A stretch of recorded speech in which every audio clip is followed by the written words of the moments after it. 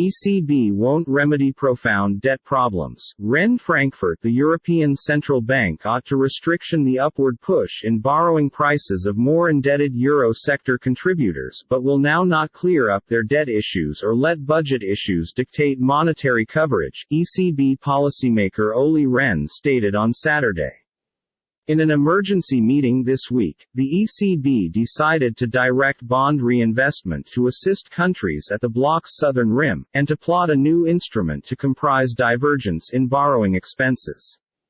But ECB movement will most effective cross as some distance as stopping unwarranted marketplace moves and could now not help nations in case of profound debt problems, Rehn, Finland's important bank chief, said at an event prepared by using the Dallas Federal Reserve.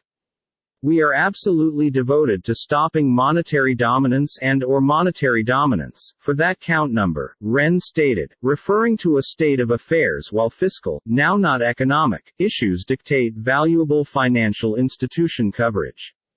In the case of greater profound structural economic weaknesses and debt sustainability issues, there may be usually the option to set off outright monetary transactions. OMT, a never-used emergency debt buy scheme, can best be activated if a country is taking part in an economic adjustment program, a politically unpopular choice because the bloc's debt disaster a decade ago. Borrowing charges have risen sharply round the world this year as high inflation is forcing vital banks to raise hobby fees to save you rapid rate growth from getting entrenched.